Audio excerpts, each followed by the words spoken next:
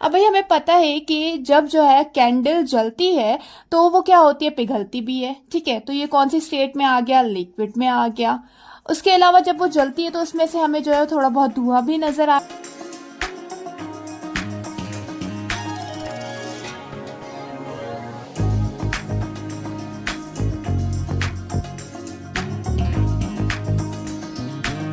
अस्सलाम वालेकुम क्लास। आज हम स्टार्ट करेंगे physics class 9 chapter number 7 that is properties of matter. So our first MCQs is an object with particles close together and vibrating describes a देश। वो object जिसके particles करीब करीब है और वो अपने मीन फ्री पाथ पे ही वाइब्रेट करते हैं, तो ऐसे ऑब्जेक्ट्स को क्या कहा जाता है? ए गैस, बी लिक्विड, सी सॉलिड या फिर डी ऑल थ्री। तो इन्हें क्या कहा जाता है? सॉलिड कहा जाता है, ठोस चीज है। जबकि हमारे पास जो लिक्विड होता है उसमें पार्टिकल्स क्या होते हैं, थोड़े दूर दूर होते हैं, और जो गैसेस होते हैं उनके पार्टिकल्स बिल्कुल ही सेपरेट होते हैं, बिल्कुल ही दूर दूर होते हैं। और ये जो लिक्विड की स्टेट है वो हमारे पास कौन सी होती है, जैसे कि वाटर हो गया हमारे पास, और गैसेस में जैसे कि हमारे पास एयर हो गया। ठीक हो गया। और सॉलिड की तो हमारे पास बहुत सारी एग्जाम्पल्स है, जितनी भी ठोस चीजें उन्हें हम सॉलिड कहते हैं। Then a burning candle is an example of this state of matter. जलती हुई कैंडल कौन से मैटर की स्टेट में आती है? ए गैस, बी लिक्विड, सी सॉलिड या फिर डी ऑल थ्री। अब भाई हमें पता है कि जब जो है कैंडल जलती है तो वो क्या होती है, पिघलती भी है। ठीक है, तो ये कौन सी स्टेट में आ गया, लिक्विड में आ गया। उसके अलावा जब वो जलती है तो उसमें से हमें जो है थोड़ा बहुत धुआं भी नजर आता है, तो वो कौन सी स्टेट में आ गया, गैसेस स्टेट में आ गया। और जो कैंडल खुद जो होती है वो कौन सी स्टेट में होती है, ठोस स्टेट में होती है, सॉलिड स्टेट में होती है। तो यहां पर हमारा कौन सा ऑप्शन करेक्ट होगा? D all three. ठीक हो गया। Then during which process a gas become a liquid देश। वो कौन सा प्रोसेस है जिसमें गैस कन्वर्ट होता है लिक्विड में? ए मेल्टिंग, बी फ्रीजिंग, सी कंडेंसिंग, डी बॉइलिंग। तो मेल्टिंग तो हमें पता है, मेल्टिंग क्या है हमारे पास, जब कोई सॉलिड चीज जो है वो कन्वर्ट होती है लिक्विड में तो उसे हम मेल्टिंग कहते हैं। उसके अलावा फ्रीजिंग हम किसे कहते हैं कि जब कोई लिक्विड जो है वो कन्वर्ट होता है सॉलिड में तो उसे हम फ्रीजिंग कहते हैं।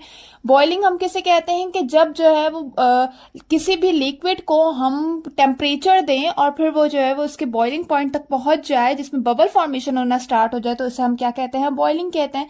तो यहाँ पर हमारा कौन सा ऑप्शन करेक्ट होगा? That is C, condensing. Gas जब कन्वर्ट होता है लिक्विड में तो उसे क्या कहा जाता है? कंडेंसिंग कहा जाता है। Then a solid can dash. Solid क्या है? A have a fix shape, B easily compress, t shape a container, have free moving molecules.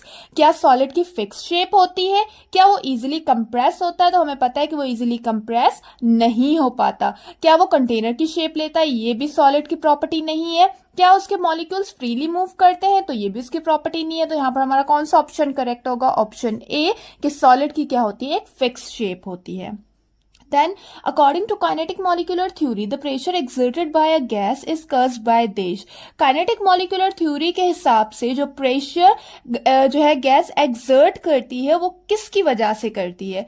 Bombardment of the gas molecule on the walls of the container. क्या gas molecules जो है bombard होते हैं on the walls of container की walls पे, इस वजह से प्रेशर एक्सर्ट होता है? या फिर कोलिजन बिटवीन गैस मॉलिक्यूल के दरमियान कोलिजन होती है इस वजह से, या फिर लार्ज डिस्टेंस की वजह से, या फिर रैंडम मोशन की वजह से? तो यहां हमारा कौन सा ऑप्शन करेक्ट होगा? A, bombardment of the gas molecule on the walls of container. Bombardment of gas की वजह से प्रेशर बढ़ता है, एक्सर्ट होता है। Then, if a gas is heated in a sealed cylinder, then dash is increased. अब किसी गैस को हम हीट कर रहे हैं किसी सील्ड सिलेंडर में, तो क्या इंक्रीज होगा?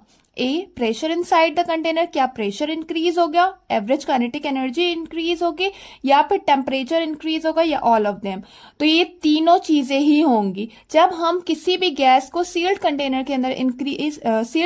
के अंदर हीट करेंगे तो उसका प्रेशर भी इंक्रीज होगा, एवरेज काइनेटिक एनर्जी भी उन पार्टिकल्स की इंक्रीज होगी, और टेम्परेचर भी इंक्रीज होगा। तो यहां पर हमारा कौन सा ऑप्शन करेक्ट है? D all of them.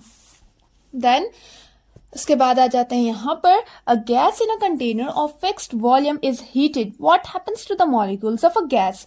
जब हम किसी फिक्स्ड कंटेनर में, किसी फिक्स्ड वॉल्यूम कंटेनर में हम जो है वो what happens to the molecule, fixed volume is heated, जब इसे हम हीट करते हैं तो फिर क्या होगा गैस के मॉलिक्यूल्स के साथ। दे कोलाइड लेस फ्रीक्वेंटली, क्या वो जो है वो कम कम जो है वो कोलाइड होंगे। दे एक्सपेंड, क्या वो फैल जाएंगे। दे मूव फास्टर, क्या वो जो है वो जल्दी जल्दी मूव करने लगेंगे। या दे मूव फर्दर अपार्ट, या फिर वो दूर दूर हो जाएंगे। तो यहाँ पर हमारा कौन सा ऑप्शन करेक्ट होगा, सी, दे मूव फास्टर। क्योंकि जब हम किसी गैस को जो है गैस को और हीट करेंगे तो उसकी एवरेज काइनेटिक एनर्जी और बढ़ जाएगी, जिसकी वजह से वो क्या करेंगे, जल्दी से मूव करेंगे। Then in a liquid, some energetic molecules break free from the surface even when the liquid is too cold for bubbles to form. What is the name of the process? भाई अब होता क्या है कि एक liquid है हमारे पास और उसे हमने अभी तक जो ना इतना टेम्परेचर भी नहीं दिया कि वो अपने बॉइलिंग पॉइंट तक पहुंच सके, पर उसमें से क्या बन रहा है, वेपर्स बन रहे हैं। लिक्विड हमारा क्या हो रहा है, एवापोरेट हो रहा है। तो उस प्रोसेस को क्या कहा जाता है, ए बॉइलिंग, बी कंडेंसिंग, सी कन्वेक्शन, या फिर डी एवापोरेशन। तो इस प्रोसेस को हम क्या कहते हैं, एवापोरेशन कहते हैं, जिसमें बॉइलिंग पॉइंट तक पहुंचने से पहले ही हमारा लिक्विड वेपर्स में कन्वर्ट होना स्टार्ट हो जाए तो उस प्रोसेस को क्या कहा जाता है, एवापोरेशन कहा जाता है। और एवापोरेशन हमारे पास क्या है, एक कूलिंग प्रोसेस है। ठीक हो गया। Then what happens to the molecules of gas when the gas change into a liquid? क्या होगा molecules of gas के साथ जब गैस कन्वर्ट होगी किसमें, लिक्विड में। दे move closer and loss energy, क्या वो करीब आएंगे और अपनी एनर्जी लॉस करेंगे। दे move closer and gain energy, क्या वो करीब आएंगे और एनर्जी को गेन करेंगे। They move apart and loss energy, क्या वो दूर दूर जाएंगे और एनर्जी लॉस करेंगे। या फिर they move apart and gain energy, वो दूर दूर जाएंगे और एनर्जी गेन करेंगे। तो यहाँ पर हमारा कौन सा ऑप्शन करेक्ट होगा, A option, that is they move closer. एक तो वो करीब आएंगे क्योंकि हमें पता है कि भाई गैस में जो होता है वो स्पेस ज्यादा होता है। अब लिक्विड, गैस से लिक्विड में आने के लिए क्या होगा, इस स्पेस को कम करना होगा। तो यहाँ पर क्या होगा कि जो मॉलिक्यूल्स होंगे वो करीब आएंगे और क्या होगा कि वो अपनी एनर्जी लॉस करेंगे। अगर एनर्जी ज्यादा होगी तो वो ज्यादा जल्दी फास्टली मूव करेंगे, अगर एनर्जी कम होगी तो वो उतना ही करीब आएंगे। तो हमारे यहाँ पर कौन सा ऑप्शन करेक्ट होगा, दे move closer and loss energy. Then a substance has a melting point of -17 degrees Celsius and a boiling point of 117 degrees Celsius. In which state does the substance exist at -10 degrees Celsius and 110 degrees Celsius? अब यहाँ पर इस question को समझे। पहले कह रहा है कि एक सब्सटेंस है जिसका मेल्टिंग पॉइंट है हमारे पास -17 डिग्री सेल्सियस, उसका बॉइलिंग पॉइंट जो है हमारे पास है 117 डिग्री सेल्सियस। मतलब कि जो है वो 17 उसका क्या है, मेल्टिंग, और 117 क्या है, boiling. In which state does substance exist?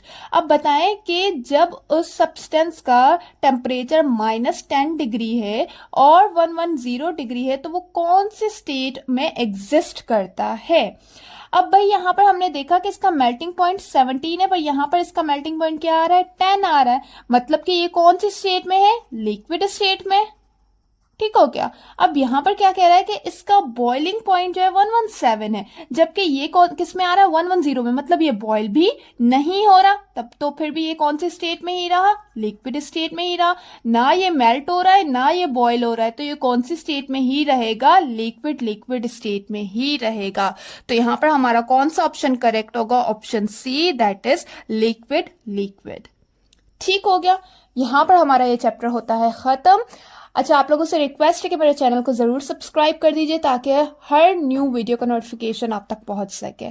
चलिए नेक्स्ट लेक्चर में हम नेक्स्ट चैप्टर को स्टार्ट करते हैं। थैंक यू, खुदा हाफिज। एंड कोई भी प्रॉब्लम हो तो आप लोग कमेंट सेक्शन में पूछ सकते हैं। थैंक यू बेटा, खुदा हाफिज।